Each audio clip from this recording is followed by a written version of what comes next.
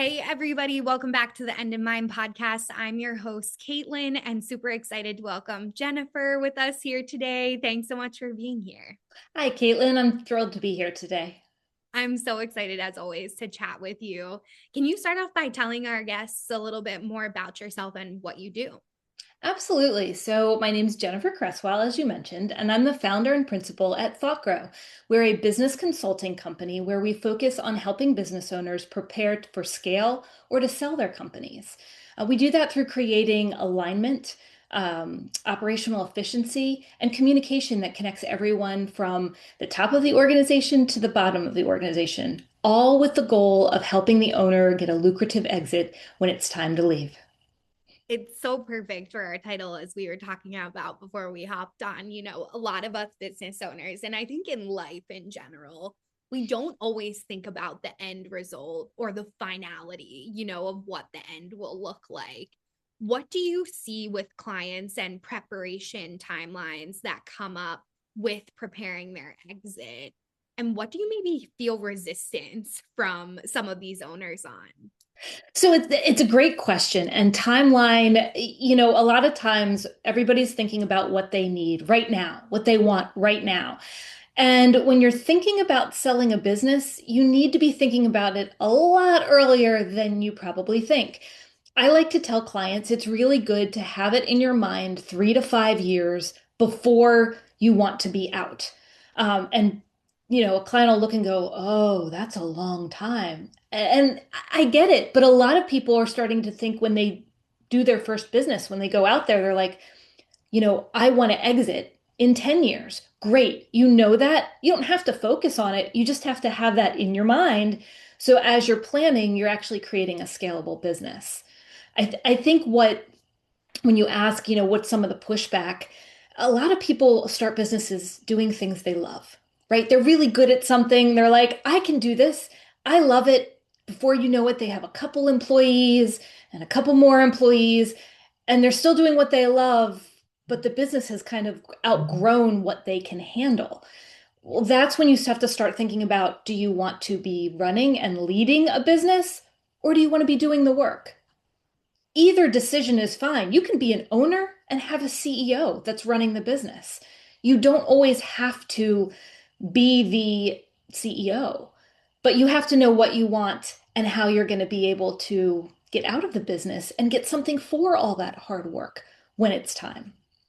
Yeah, that's such a good point. Like we were chatting a bit, and I'd love to dig into this topic around, what a business is worth, how you project those worths, and how a CEO, like I know myself, I would look at my business almost like it's like my child, right? Like this is something that we put all of our heart and soul into. We think it may be worth so much money, but to the average everyday person, I had a coach actually a few years ago. She mentioned this. She said, most of the time you're selling your book of business.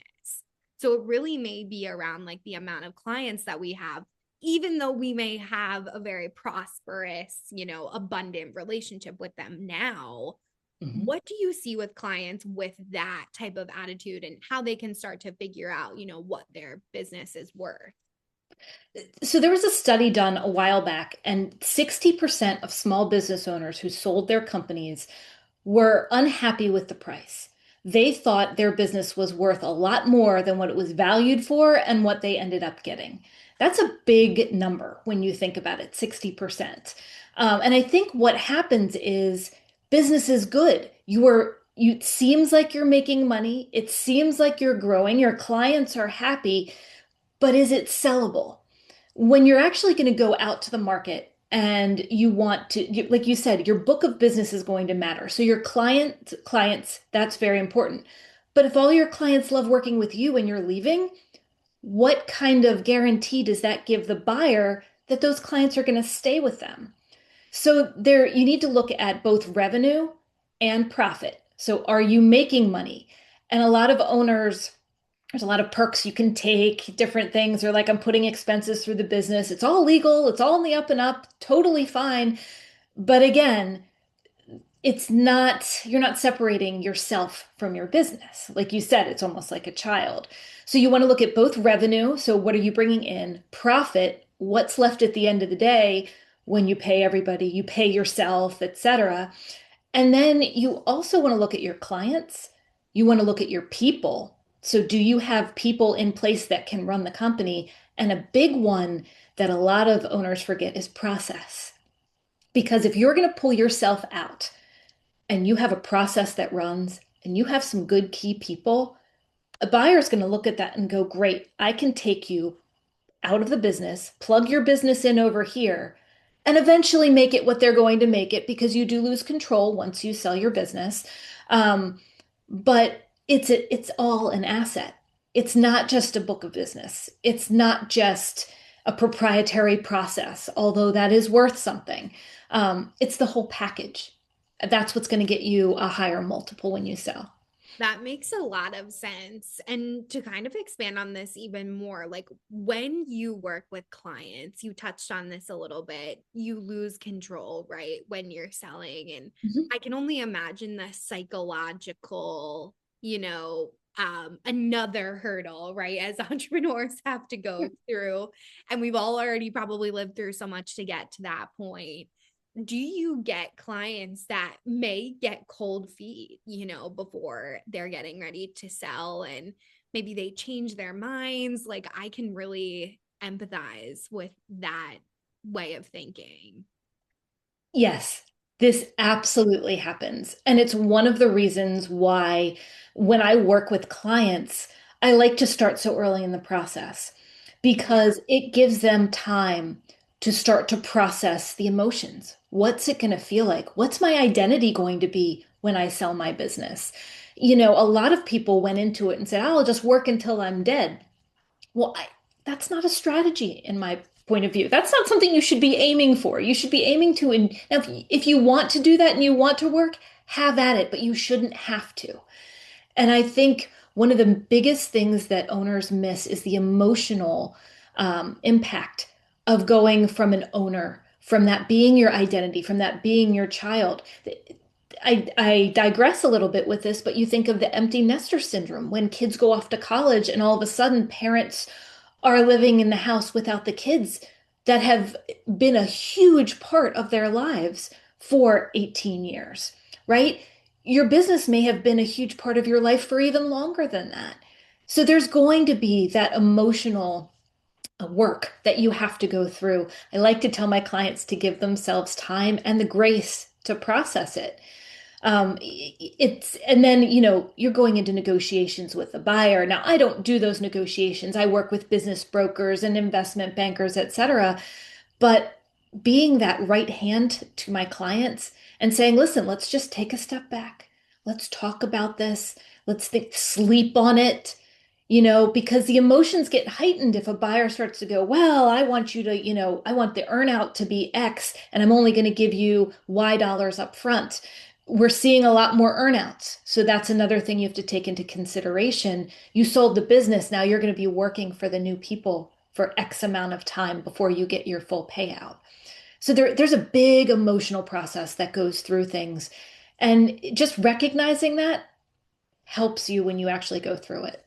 that makes so much sense to me. Like, I actually have a few family friends that had family businesses and went through a very similar structure and conversations around, should like their child take on this business? Does it make more sense to sell? And there's a lot of options. And that's why I love what you provide your clients with. It's clarity, Mhm. and they don't need to feel like they're alone in this process. And you obviously have a lot of experience in this section of working where a lot of owners don't have any experience most of Mhm. the time. Correct me if I'm wrong at that point, right? Because they've just been building their business. They've just been building, and I work with a lot of owner operators, I'll call them. So people who have, they were the business. Then they started to build the business, right? And then they're leading, but are they really leading? And I talk a lot about leadership with my clients because it really takes a different mindset to be forward thinking, future focused, and not just triaging the issues of the day. Yes, there are things that come up and need to be solved, but you have to start to separate yourself. And that's what makes your business scalable. And then it also makes your business sellable. So the way I work with clients is we start with what I'll call the alignment phase. What we're really doing is goals and strategy, figuring out what do you want to do, and let's make sure we're make the entire company is aligned. This also involves what do you have right now? Like what's your structure and what's your future structure need to be? After that, we move into looking at people and process, getting the right people in the right seats and process to support them that has purpose. I've worked in corporate America and the smallest of the small businesses. You cannot put corporate America process into a small business unless you want to kill it. However, small businesses need process too. And that's what, if you can't, you repeat it, you grow it, it's scalable. So that's core to getting operational clarity, as you said, but also operational efficiency. This is where you're bringing in more revenue, but now you're making more profit. And so that's core. Then the last pillar, which leads to exponential growth, is that strategic, what I'll call hands-on oversight, right? So as you mentioned, I've been there, I've done this. Doesn't mean that I'm going to do all the work for the owner, but I can help lead their team to implement it and measure it. So now we've got all these pillars. And when the owner starts, going out and looking for offers and hiring those strategic consultants to find the actual um, buyers and negotiate the deals, you've got something that's sellable. They can articulate it. I oftentimes help them. How do you articulate what you're doing? How do you show how this is going to work without you or without as much of you? Because we've already proven that. In setting up the business structure, we've already proven that it'll run. And so a buyer can feel a lot more confident when making an offer. That makes a lot of sense to me too. And with the mental, right, hurdles that the business owners may be going through, just leading them back to like, hey, we already have this in place. Let's ease our mind a little bit. You can obviously show it in the numbers too, Mhm. which is so much more refreshing than just a few words. One thing that we talked about, and as you mentioned today a little bit, is the attractiveness of a buyer. Mhm. I'm curious if you ever come across clients that are sticklers to the type of buyer that they want to find for their company. And if so, how do you help them navigate that belief? So I actually like buyers who have a clear, or I should say, sellers who have a clear picture of the buyer that they want, right? Because if you sell a company to another company where the cultures don't match, oftentimes nobody ends up happy unless the seller really doesn't care and is just trying to maximize money. But even still, you're not always maximizing your dollars from that standpoint when you sell. I think it's important to understand what is most important to you. So I give the example of when you're exiting, money is important. Let's put, as my friend says, let's put the moose on the table. The money is important, but it may not be the most important thing. And I give the example of Patagonia. The owner and original founder of Patagonia, money was not the goal. Obviously, we know what a huge company that is. But when he decided to get out, the family shares ended up going into a family trust, and the rest of the organization went into a social welfare organization, which could continue to operate in the way that the original founder had always desired, giving the benefits to the employees that he had always had set up, and also giving money to all the social welfare causes and social causes that he championed. Now, could maybe his family have made a lot more money? I think they did pretty well. I'm sure their family trust is doing quite well. But there were all these other things that were more important. And so that was a different type of ownership transfer, right? Whereas a company that I worked with was one of my clients. She sold to a much larger company, but wanted that same appreciation for the employees, the same flexibility from a work-life balance. I hate the words work-life balance because it's really just changing your focus. I don't know that it's ever really truly balanced as in a scale. Um, but she felt like she was kin to the owners that were buying it. And it made for a much smoother transition. I will admit the processes that I put in place also made it much more attractive. And I don't just say that to toot my own horn. They told us that. I got specific feedback. In fact, I ended up helping with a lot of that transition as part of the deal was not required in writing, but pretty much required that you're coming along to make sure this goes according to plan. I said yes for a period of time, of course. Um, but that made it a much smoother transition. She had talked to other buyers, and she was like, I just don't have that feeling. They just don't have the right culture. Um, and it really was important. So I think it needs to be a good match. I talked to another gentleman who sold his company. He thought it was a good match. It turned out they needed him to do a lot of other stuff that he didn't want to do in order to get his earnout.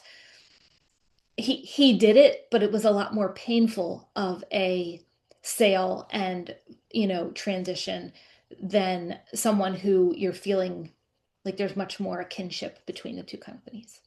That makes, again, so much sense to me because my mom actually was working for more of a corporate type of school for a long time, and they Mhm. were purchased by a completely different culture-based company. And she said she could feel the shift so drastically that it Mhm. was like less than a week after they made the official sale, and almost 50% of the floor that she worked on had decided to leave the company. It was Wow. that stark of a change. So, for any of the listeners, I want to encourage you all to really start to think about this now. Jennifer was talking about the timeline of 3 to 5 years. But if you don't start to think about the values in your business, what you would like to pass on as this next legacy, right? Like, I think the Patagonia example is perfect, that they, I'm sure, got off very well with their buyout, but also were able to uphold, the values and what he had envisioned for the company. So, it is possible. How long would you say some of these processes take to sell? Like, once they start working with you, let's say at a 5 year timeline before they're ready to sell, does it depend on the size of the company? Is it really just ambiguous depending on the connections that they make to purchase too? It's a great question, Caitlin, and I think it's the age-old lawyer answer. It depends. Yeah, and that's not necessarily surprising. One also clarification I want to make too is you don't have to sell. If you can want to sell in 3 to 5 years, get your business in order and be like, I want to run this for another 5 years. That's always an option. It's just being ready to sell. If for some example, a life event happened and you have to get out, your company is ready and it can be sold. But back to your question. Um, you know, Again, I like to say 3 to 5 years because it's probably depending on the size of your company, where you need to go, and what the market looks like. It's probably going to take at least 12, 24 months before you really want to start courting buyers. You don't want to, you can get a valuation done of your company, and we usually recommend we have a process where we evaluate your company. We don't do business valuations. I have partners for that. But you can get a valuation done so you know what your company is worth. And then you can start to think about, well, what do I want to get for it? What do I need to retire? This is where a lot of business owners should work with their wealth planners and their, financial advisors to start to look at all of your expenses. Like, when do you want to retire? And you start to back into things, right? Your financial advisor will tell you, and then you start to get your business valuation. you start to know because your business is oftentimes your biggest asset. Working with me, my program starts at 12 months. We extend as needed because a lot of times the actual implementation and measurement, I can't tell you right off the bat how long the changes are going to happen before we know how long the changes will take before we know what the changes are. Like, yes, there are core things that a lot of that are similar between my clients that I'm like, I know we're going to end up working on this, this, and this, but based on the size of your business and where you want to go, the timeline changes. Yeah. So that's probably the best answer I can give. But it's not going to be 3 to 6 months. So if you want to sell in 6 months, you might want to rethink your timeline unless you've gotten a great valuation um, from that standpoint. Yeah. And again, I think with everything that you're saying, it's like each business is so unique. That's also how I've been approaching my work recently. Every business is so different. Mhm. The cookie cutter packages do not solve the crux of what normally needs to be solved, Yeah. which can be challenging when you're held at bay. So again, I just love the work that you do, and you give yourself a full year to really embed yourself into the business. And then, of course, extending the contracts, which I can imagine is very much so a necessity, for some of these business owners. Thank you so much, Jennifer. Is there anything else that you want to share with us that we should keep in mind, whether we're looking to acquire a business or sell our own businesses down the line that you haven't already shared with us today? Not really. I would say I'd like to leave you with the always be thinking ahead, Hmm. but don't be afraid to live in the present if that's what's necessary right now. It's, we all go into things sometimes with a preconceived notion of what that's going to turn into. Sometimes we don't. And, if there's been one thing that I have learned through my process, because I will tell you, I didn't expect to have my own business. I am hugely happy. It was the best decision I made, but don't be afraid to ask for help. There are people like myself, like you, with specific areas of expertise.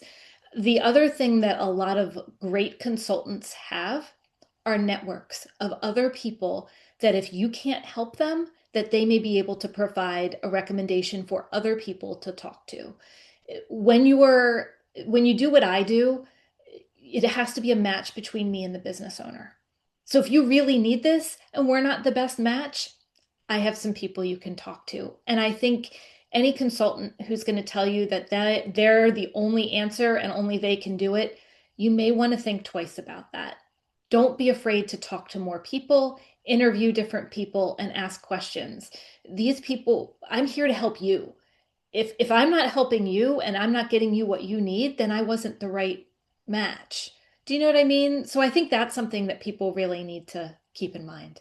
Yeah, that's again such a great point because we're all so unique, and it can sometimes be the smallest like personality Mhm. difference I've found, with past clients of ours or people that we've met over the years.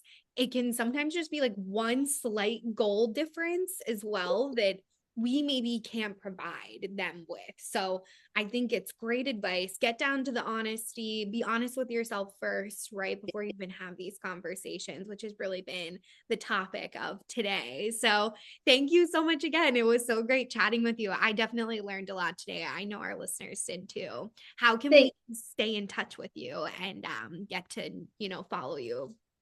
Well, thank you so much, Caitlin. It's been a pleasure to be on the show, and I hope listeners have gotten some interesting tidbits or at least some things to think about as you continue along your journey as an entrepreneur and business owner. You can find me on LinkedIn, Jennifer Cresswell. Hopefully, that's pretty easy to find. There's not a ton of me out there. And then you can also go to my website, Thoughtgro, THOUGHTGRO.com. And you can even sign up for a free business consultation if you just want to have a conversation, figure out where you are in your business. I'd be happy to do that with you and talk more. But yeah, Awesome. Thank you so much. And for our multitasking listeners, we'll have all of the links in the show notes below. Feel free to DM me and I can also connect you directly with Jennifer. Thank you so much again for being here. thanks, Caitlin.